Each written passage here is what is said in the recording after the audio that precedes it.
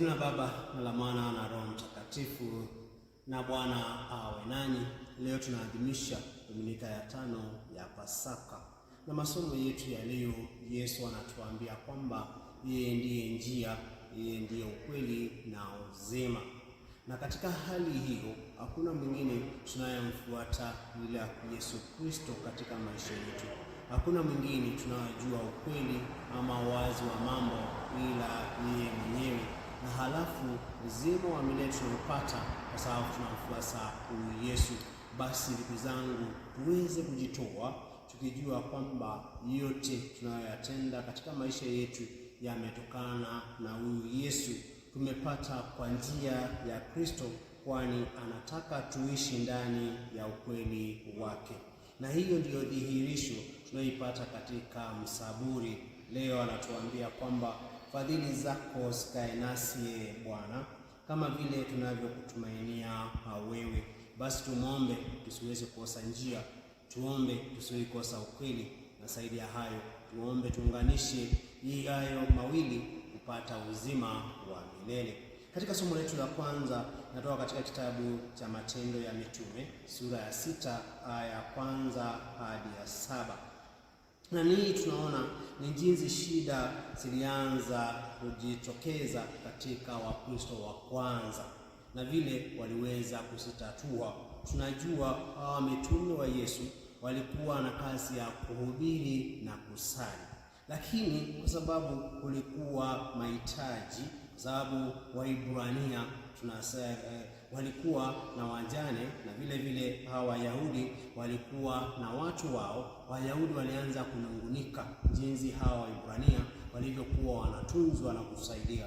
Ndiposa wakasema kwamba ni afadhali wachague mashemasi 7 ili waweze kutekeleza hiyo kazi, na wao wadumu katika kuhubiri na kusali.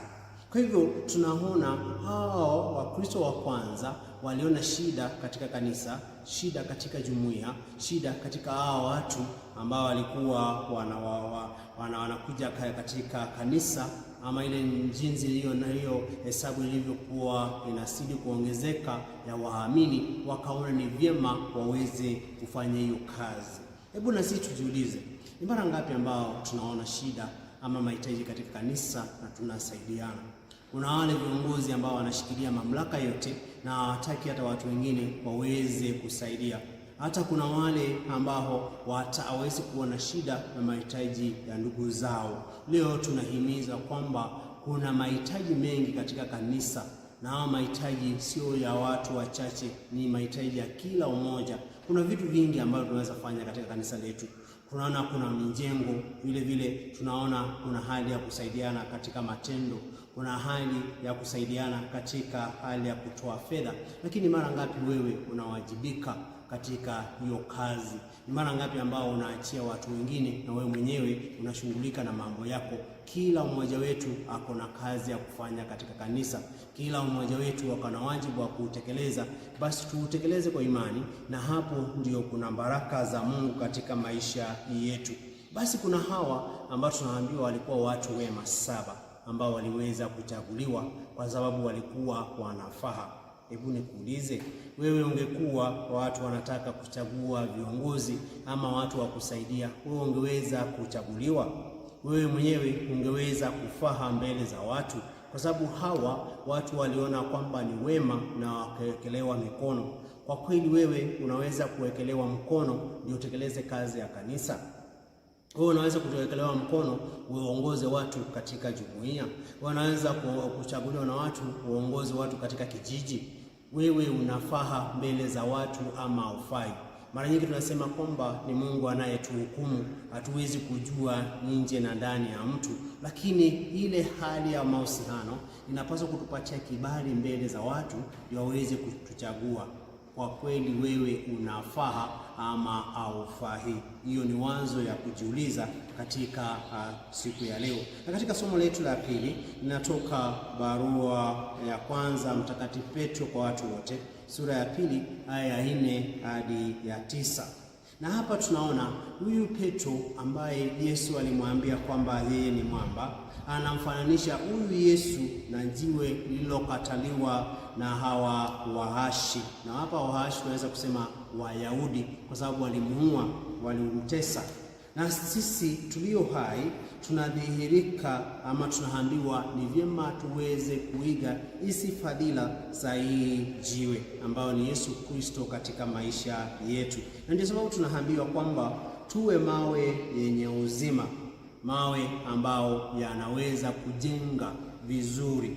Na kujenga vizuri ama kujenga nyumba ambazo zinampendeza Mungu, kama tunavyosikia katika hili somo, tunaambiwa tuweze kumwinga Yesu Kristo katika maisha yetu.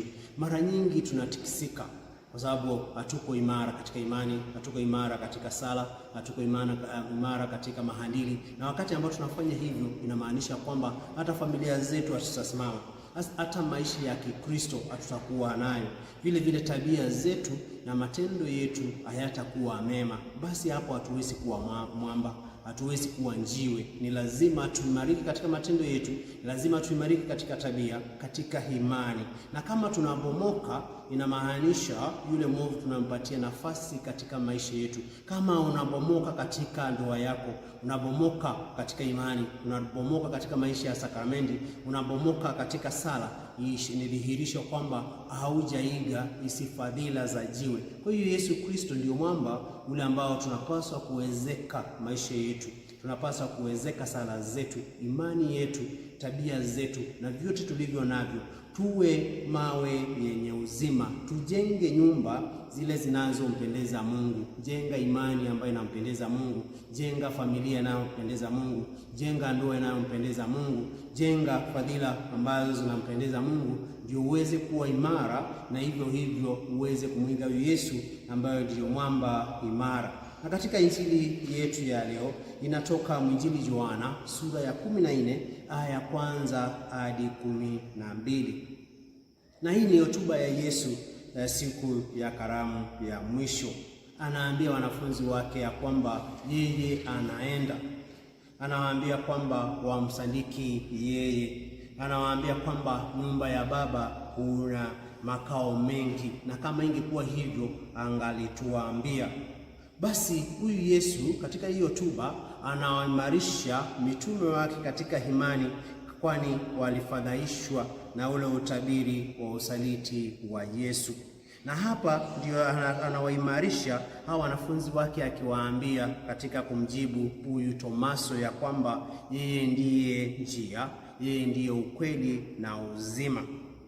Yeye ndiye yule ambao wanapaswa kumfuasa, na yeye ndiye anawafunulia yale ambao wanapaswa kuyajua katika ukweli, na vile vile uzima wataupata ndani yake. Na hapo ndio tunaweza kujiuliza na kuuliza hili swali ambalo Tomaso aliuliza, lakini pia tunasema kwamba hatujui kule anako kwenda Yesu Kristo, ama hatujui yako wapi.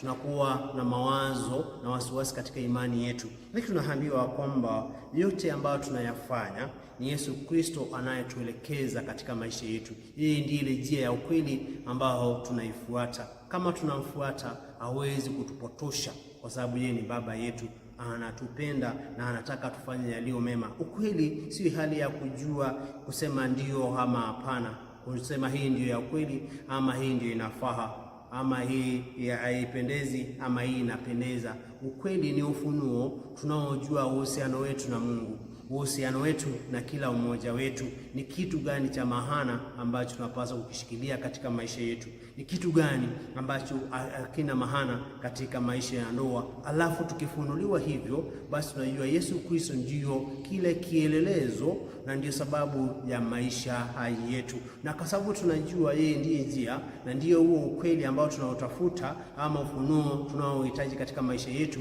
basi tutapata uzima wa milele, kwa sababu tutafanya mapenzi yake. Lakini hata huyu Filipo alimwambia Yesu, Bwana, utuonyeshe Baba na yatosha. Yeye alikuwa anataka kujua huyu Baba ambaye Yesu Kristo kila mara anamsema ni nani. Na Yesu akamwambia kwamba yule ambaye ameona yeye amemwona Baba. Na tunaweza kuwa na hiyo swali katika maisha yetu, tunasema Yesu, hebu tujidhihirishe katika maisha yetu na tutaweza kupona. Saa zingine kuna wale ambao ni wagonjwa, wanasema Yesu niponye na nitakuamini. Saa zingine hatuna kazi, tunasema Yesu nipatie kazi na nitakufuata milele. Saa zingine hatuna imani ama tuko na wasiwasi, tunasema Yesu niondolee shida ama dhiki ambao niko na nitaweza kukufuasa kila mara. Kwa hivyo mara nyingi tunapenda kusema kama vile Filipo alivyosema, ajidhihirishe kwetu na alafu tutabadilika. Ni mara ngapi wewe mwenyewe umetumia hiyo wazo katika maisha yako, ukasema Yesu nifanyie hiki na hiki na hiki, alafu nitakushukuru. Yesu nifunulie katika maisha yangu, alafu sitakosa kanisani. Yesu niponye na kila mara nitakuwa na sali. Yesu nisaidie katika watoto wangu na kila mara nitakuwa mwaminifu. Tunapenda kusema hivyo, lakini tunasahau ya kwamba kila mara tunaona uwepo na baraka za Mungu katika maisha yetu. Anajidhihirisha kwetu katika njia tofauti tofauti. Anatupenda, anatuimarisha, anatuboresha katika familia, katika kazi, katika mazingira. Lakini kile ambacho hatuna ni imani ya kumwona akifanya kazi katika maisha yetu. Yeye yuko karibu nasi kila mara, na hata yale maisha ambayo umeyakaa hiyo miaka ni kwa sababu ya baraka za Mungu katika maisha yako. Tuombe leo ili Mungu atusaidie tuweze kumwona katika kila hatua ya maisha yetu, kwa sababu yeye yupo. Tumuone akifanya kazi hata wakati ambao kuna shida. Njia zile ambazo unaweza kuzitumia zinaweza kuwa ngumu, ama unaweza kupotea katika njia, ama unaweza kutumia njia zingine ndio uweze kupata mali, ama ndio uweze kufanikiwa katika maisha, ama uweze kupata vitu vya dunia hii. Lakini kumbuka, kama unamtegemea Mungu katika maisha yako, yeye hakuna siku moja utakosa kuona uwepo wake katika maisha yako. Kwa hivyo yeye anatembea na sisi kila mara. Basi ndugu zangu, tusipoteze njia. Pili, tusiweze kutafuta kitu ambacho kinalingana na ukweli. Tujue Yesu Kristo ndio ufunuo wa kweli, na zaidi ya hayo, uzima ule ambao tunaotafuta ni ule ambao Yesu ameenda kutuandalia, yule alitupatia wakati wa Pasaka. Tuko na nguvu zaidi kuliko mauti. Dhambi haiwezi kutawala tena. Zile neema ambazo tunazipata kila mara zinatuwezesha tuweze kupata uzima wa milele. Tumsifu Yesu Kristo. Tuombe. Baba, tunakushukuru kwa baraka nyingi ambazo unajalia katika maisha yetu. Tunajua kwamba wewe ndiye njia, ndiye ukweli, na wewe ndiye uzima. Tunajua tukiwa na wewe hatuwezi kuhangaika, kwa sababu ya tosha ndani ya upendo wako. Tuimarishe katika maisha yetu ili tuweze kuwa jiwe imara katika imani, katika matendo na katika maisha yetu. Natomba hayo kwa ajili ya Kristo na Bwana wetu. Na Bwana awe nanyi, na wabariki na kuwalinda Mungu Mwenyezi, Baba na Mwana na Roho Mtakatifu. Na watakia Dominika njema.